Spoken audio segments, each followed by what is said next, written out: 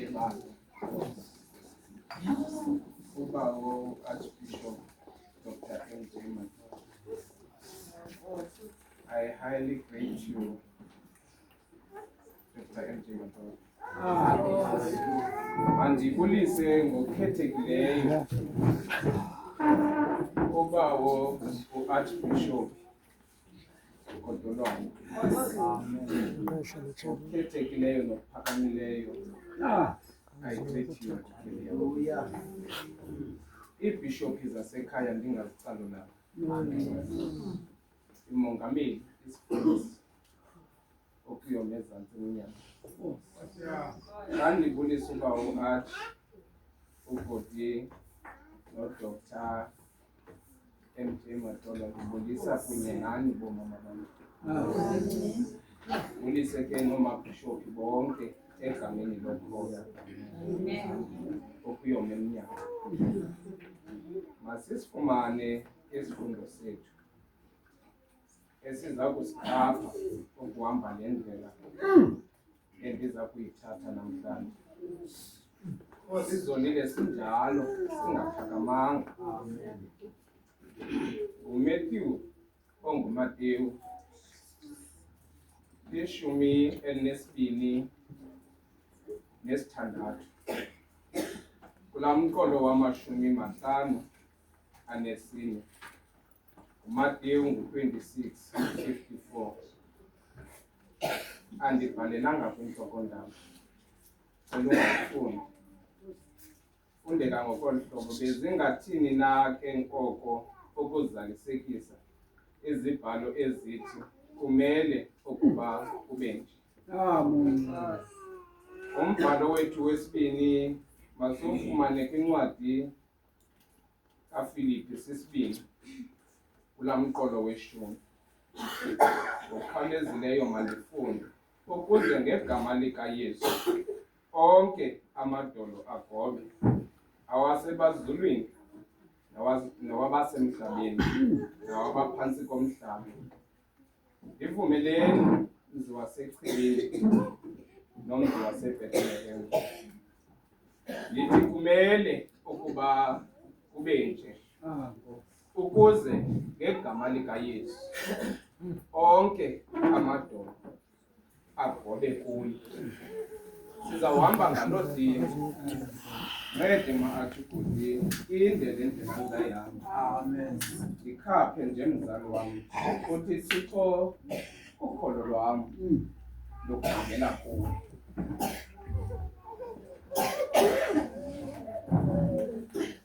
Vala ikhamba.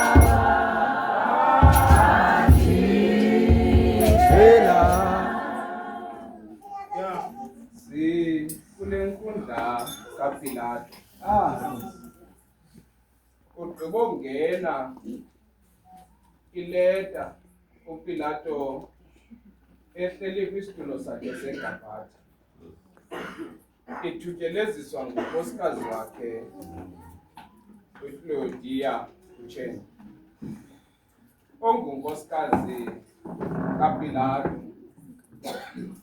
intombi yaseNazaretha le.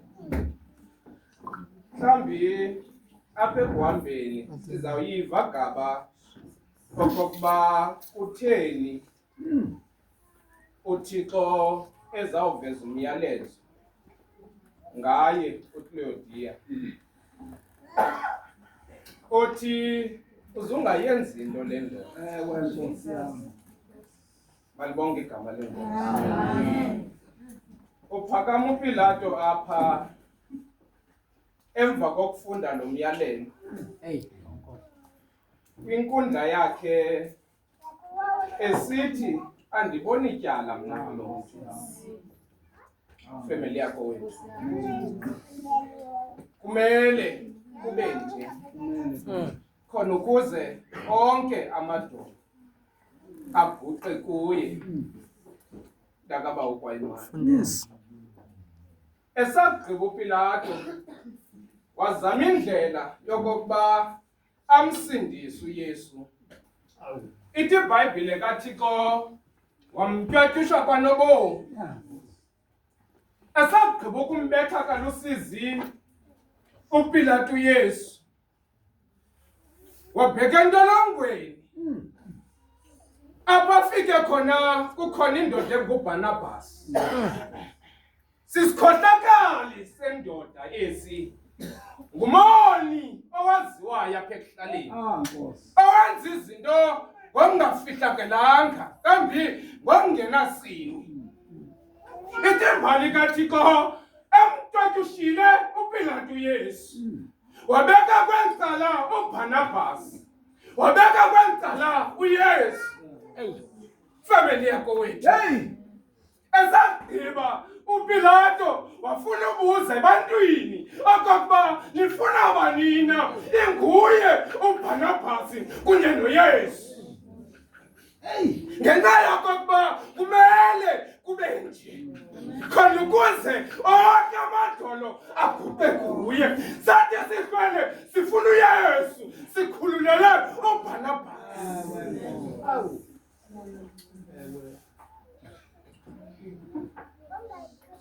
Wathi uPilato, mthatheni nizibonele nina okokuba nenza ntoni. Wathula uYesu apha ngeengoma ezimbini. Enye ingoma inabalandeli behlokwandiba, enye indaba iculwa yindoda yodwa ayinamlandeli, isawugqiba yohlala ekoneni. Kuba kumele family yakho wethu kube nje, ukuze onke amadolo aguqe kuye. Nkosi. Wetapha uBarnabas evuma umhlabelelo xa abengezandla umkhululi wami. Ngaba mna ndifela amatyala ami, ngaba mna ndibethana izono zami. Family yakho wethu ephuma ekufeni kule nkundla kaPilato. Nkosi yami. Ngapha ewe ihlokandiba lamaYuda namaRoma bacula umhlabelelo, mbethelele emnqamlezweni. Ithi imbali kaThixo wabakhulela uPilato, bamthatha family yakho wethu baphuma ngaye ngesango elingasemva ekuthi ukubizwa kwayo iLion's Gate. Sesikhumbule okokuba ungena kukaYesu ebengena ngesango eliphangaleleyo, ngoku xa ephuma ukhutha ngesango elincinane, isango elinukayo, isango abamongameli umnikina elezikhutha izimvu ngalo, isango elinukayo. Ithi imbali kaThixo xa bephuma kule gethi kukhona into engathi butipana apha, bafika bambeka apho uYesu bephumile kwinkundla kaPilato. esagqiba ukumbekapho kwavela kakade amadoda akhohlakeleyo. Itimbali kaThixo amthungela isithaba nge-Arabic tree ekuthiwa sisithaba yi-phobic. Amthungela isithaba Joko asagqiba amfaka sona entloko uYesu, not knowing okokuba bamnikeza i-crown ezalisekisa isibhalo sithi kumele kube nje khona ukuze onke amadolo agobe kuye. Esagqiba itimbali kaThixo bambetha ngamandla. Abanye bemana ukuthi profeta ubethwa ngubani ngoku. Itimbali kaThixo besakugqiba ukumbetha bembetha kabuhlungu. Kwavela indoda eyodwa isithi, madoda kunale into mthabatheni lo mntu nihambe naye niyokumbethelela. Kusekuseni malunga necala emva kwentsimbi yesithandathu. Yes. Itimbali kaThixo bamembese ngibeko. Uzawuthi yena uMarko yayibhebhula. Andifuni ukuya kokuba what is the meaning yaloo. Kodwa masiqhubeke nefamily yakho wethu ngelithi kumele kube nje khona ukuze onke amagolo agobe kuye. Itimbali kaThixo besambe bemthathile bamfaka kwindlela ekuthiwa kakade ewe yi-Roman headquarters. Uqala kwayo le ndlela uba bezayojoyina indlela ekuthiwa yi-Via Dolorosa ekuthi ukubizwa kwayo le ndlela yi-Old Jerusalem Road, indlela ephangaleleyo, indlela kakade embi. It's a slippery road. Le ndlela bazamfaka kuyo. Kodwa the journey starts from the Roman Empire headquarters ukuze iyongena kwi-Via Dolorosa.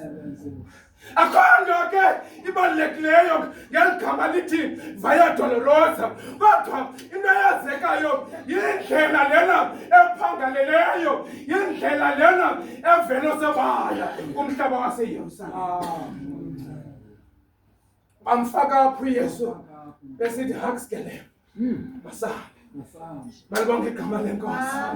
Itimbali kaThixo bamqhuba uYesu bahamba naye bengayekanga ukumtyatyusha mamutula, bengayekanga ukuthetha izinto ezikhohlakeleyo kuye.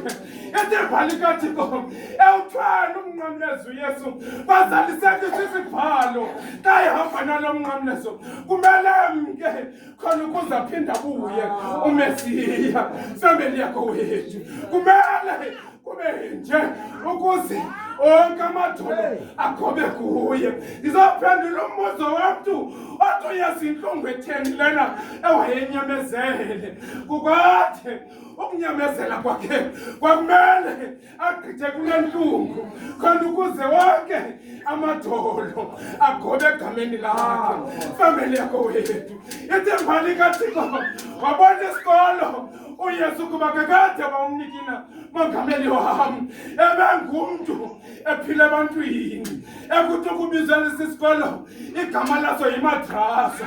UYesu okokuqala lapho esakuwa family yakho wethu wathi xa iphakamisa intloko wabona kuzulazula intoko emhlophe phezu kwentloko yakhe. Itimbali kaThixo wancuma mamutulu uYesu omangazeka abazalwane kwaba uncumela ntoni. Ewe kusemva ngexesha ebhaptizwa nguYohane phezu komlambo weYordani kwehla umoya njengehobe phezu kwentloko yakhe.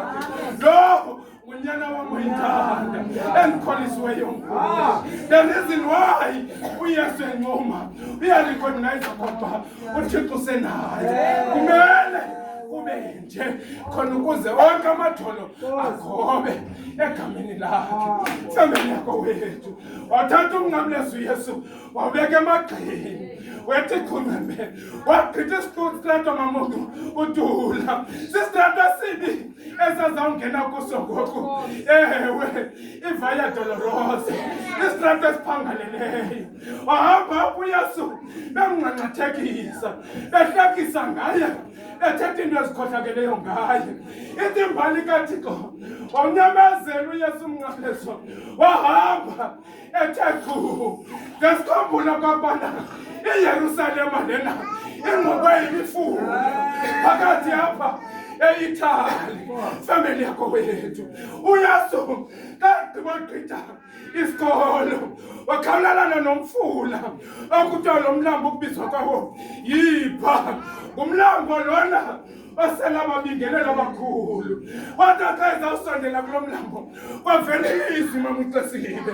lisithi madoda kandani ncedani igazi lalo mntu lingachaphazeli kulo manzi ithi imbali kaThixo benza amatiletile bathatha izinto bamsongela ngazo khona ukuze igazi lakhe lingachaphazeli kula manzi bamdlulisa kakade kumele kube nje ukuze wonke amagolo agobe kuye ngomfundisi umkhwandi waqhubeka uYesu waqhubeka family yakho wethu uMaria belapho ithatha begqibagqitha lo mlambo kwafuna wakade ewe isabhokhwe bawubhawuthi esinamafuza amahlanu ezasithi xa sibethe enyameni sibethe kudaka igazi lachaphazela kuMaria ngazi ewe family yakho wethu wavuka isiprofeto nowakho Maria umphefumlo ikrele lizawuthutyathuthi kumele family yakho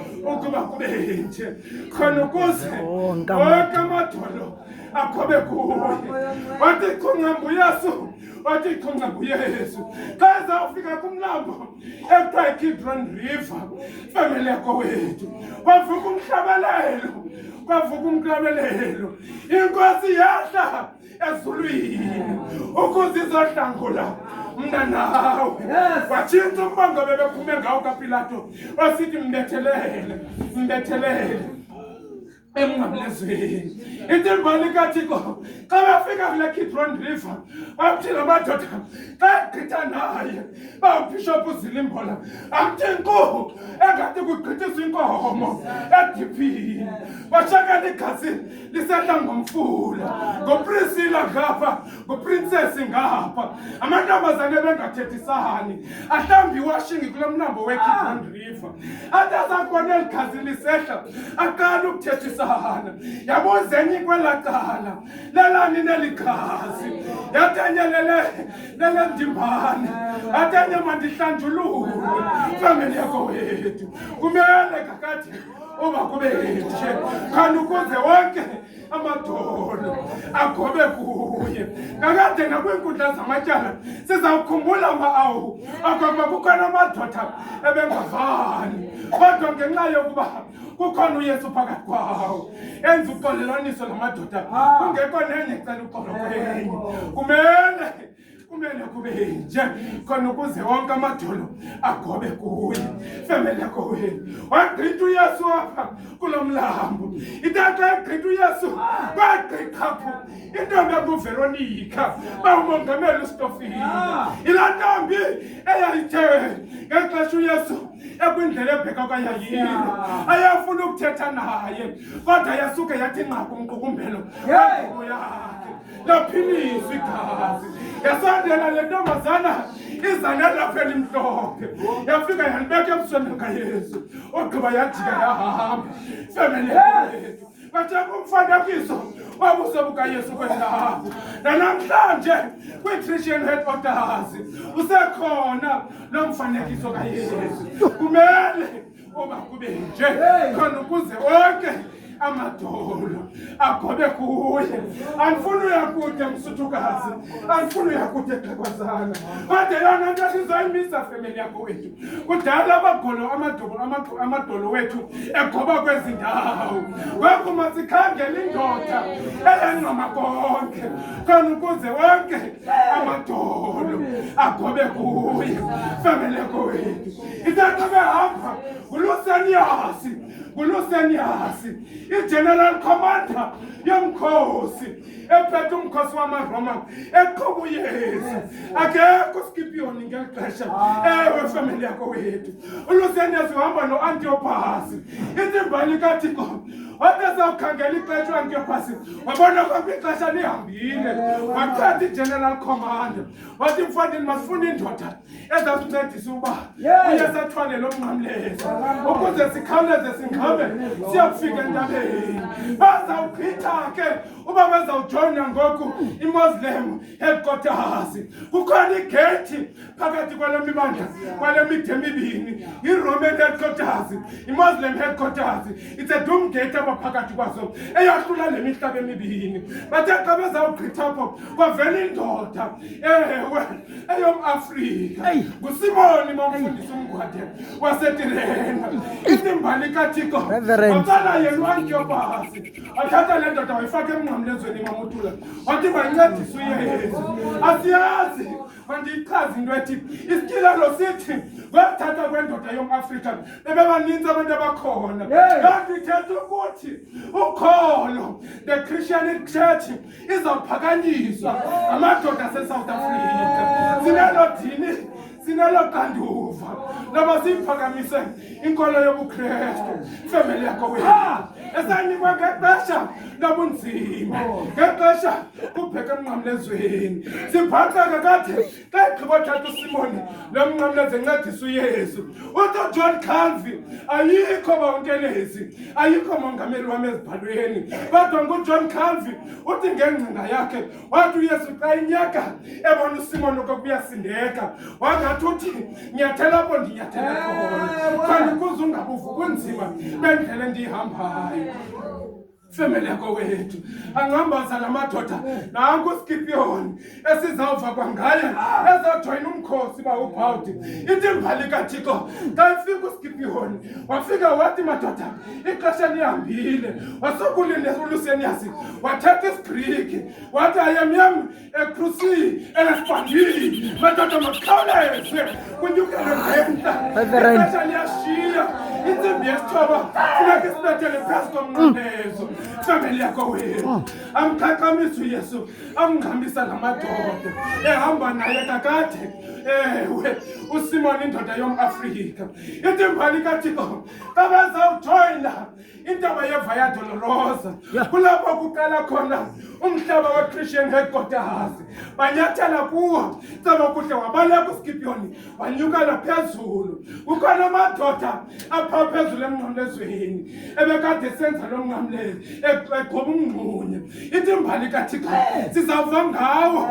Masincapazeni family yakho wethu sigqithe kumhlaba we-Christian headquarters ukuze sinyuke intaba yohlazo, intaba yoqhaqhayi. Ewe family yakho wethu iloo ntlungu, iloo mbandezelo uYesu ayithweleyo.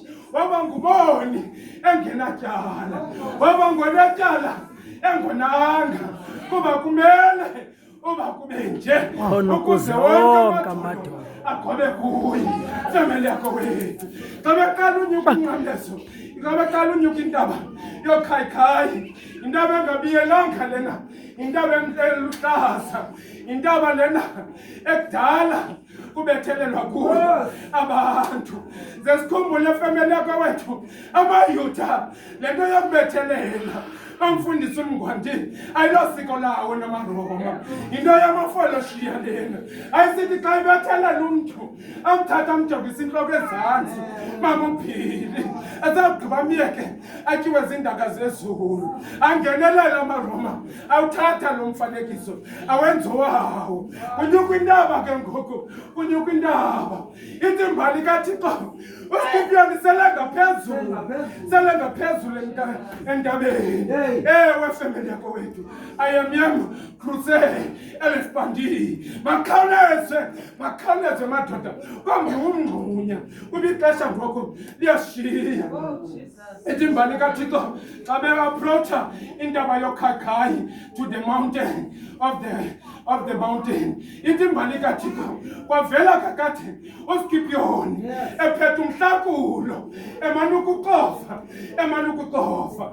Ithe xa edibana amehlo wakhe kunye noYesu. Ithi imbali kaThixo waqala wathi xa ibusa amehlo ezantsi emngxunyeni uba ezawuthona afake umhlakulo waqhi ngesandla mamutula esonyana yakhe uyamanasi uSkipiyoni wehla ngesandla sakhe wazicabela wathatha isidrike lo mfo wathi sibesethanga namhlanje Ngiyasibona isono sakhe uSkipiyoni indoda yomkhosi lena yalimala emkhosini bawumongameli ngexesha ihlaselwa.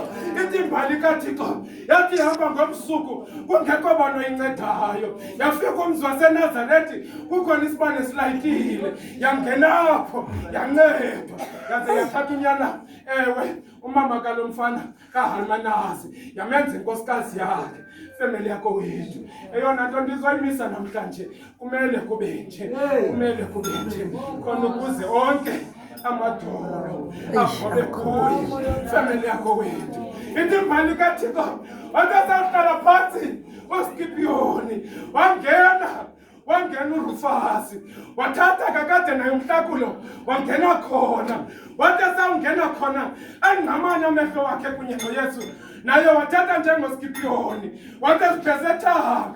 Namhlanje ndiyasikhumbula isono sami ngela xesha uRufa ubona uyise uSimoni esiza nomnqamlezo kunye noYesu waqeda ukuba naqhubeka ngoku ndiwombele omngxunya kuba nanti yawutata naye uRufa lona unina wasaleka ngexesha lePasika kukho yile nto inye esolekela kwizandla zamaRoma wahlala phansi mabhishopi uRufa akakwazi ukugqibezela ukongumnqamlezo. Namhlanje sizathi kukhona indoda eyanqama ubomi bayo nawe namhlanje khawuthi sibesethanga khumbula isono sakho kuba namhlanje kumele kube nje khona ukuze wonke amadolo aguqe kuye. Wangena uQuintius asivanga bawuathi uQuintius okwakubamba uhambe umngxunya lona wade waphelelaphi wade qabaqabela phezu komnqamlezo mabhishophu uZilimbola bafika phezu kwale ntaba yomnqamlezo wawujula uYesu umnqamlezo watshona kwela cala uYesu watshona ngapha.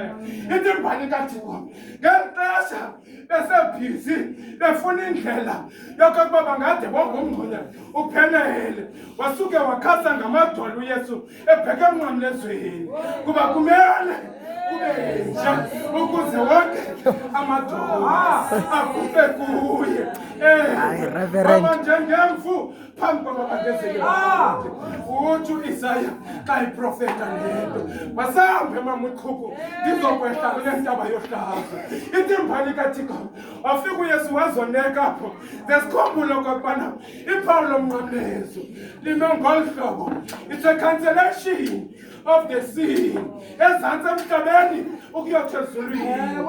Therefore yathi loo nto babekwa lo mnqamlezo isono ezantsi emhlabeni mama umfundisi uGosa siyakhanselwa walalapho uYesu. Ithi imbali kaThixo babekade besithi umntu xa bezamxhoma mamubhawuthi bengambetheleli kodwa bethatha izinto bambophelele ngazo. Kodwa uYesu ngokho abambetheli bambophelelanga basuke bathatha ihamile bathatha isikhonkwane babethelela. Sisiprofeto eso emasisitshile namhlanje kuba kumele kube nje ukuze wonke amadolo agobe kuye. Family yakho wethu by doing so babesakha ibandla kuba xa uzawuchitha awukwazi uthatha ihamile uyidibanise nesikhonkwane. Family yakho wethu ithi imbali kaThixo bambethelela uYesu zesikhumbula okokubana umnqamlezo lona ngulowa uAbhela wathi xa ekroba ngapha kwengcwaba wafika uyise uDawadamu engenaxolo naye noThixo wasuke wabheka phezu kwengcwaba mamutula elika-Adamu eyokhangela ukwenza uxolelaniso luka-Adamu kunye noThixo wafika wenza umnqamlezo phezu kwengcwaba lika-Adamu emele ukuba kube nje khona ukuze wonke amadolo agobe kuye family yakho wethu itimbani kaThixo bathe xa bewumisa lo mnqamlezo apezantsi kukhona amaflower a-red and white that symbolize harmony and love family yakho wethu and peace eyona nto uYesu azoyifela emnqamlezweni luxolo intobeko luthando family yakho wethu bekumele kube nje khona ukuze onke amadolo agobe kuye family yakho wethu masambeni ke ngelithi namhlanje liyakhiwa ibandla likaThixo therefore nawe khawukhumbule isono sakho kuba uYesu walifela ityala wazithabathela kuye zonke izono zethu bekumele kube nje khona ukuze onke amadolo agobe kuye